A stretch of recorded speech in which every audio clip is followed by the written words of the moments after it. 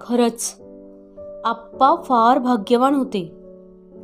कोण म्हणतं पुत्र असलेली माणसं भाग्यवान? या सुपुत्रीनं आपल्या मायबापासाठी अवघं जीवन समर्पित केलं नव्हतं का? विभा वेगळीच मुलगी होती. तू काय ठरवलंयस मग? मी विभाकडे बघत विचारलं.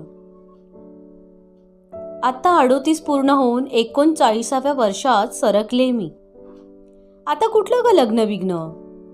स्वतंत्र राहायची सवय झालेला जीव आहे. ती थबकली. माझ्याकडची नजर तिनं खिडकीकडे वळवली. मग म्हणाली, विजू, एक अवघड काम माझ्यासाठी करशील? सांग, सांगून तर बघ. अवघड वाटतंय, पण तिनं ओठावरून जीभ फिरवली आणि दात खालच्या ओठावर रोवले. सांग ना, सांगितल्याशिवाय कसं कळणार मला? तिच्या समोर मला एक नवरा उभा करायचा आहे. उसना नवरा.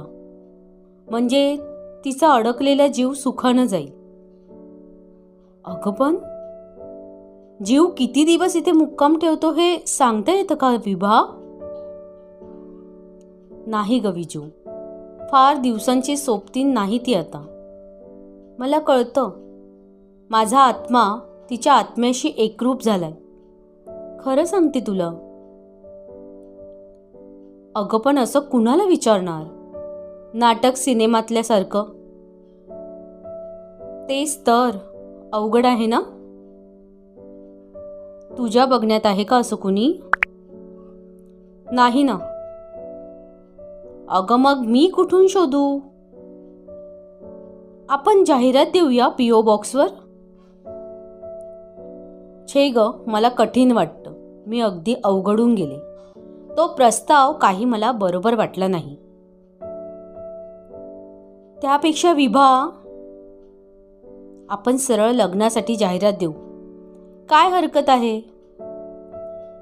विभानं एकदम तोडलं नाही, पण स्वीकारलं सुद्धा नाही. आता मॅनेजर झाले मी. कामाचा व्याप खूप वाढलाय ग विजू. ती एवढंच म्हणाली आणि निघून गेली.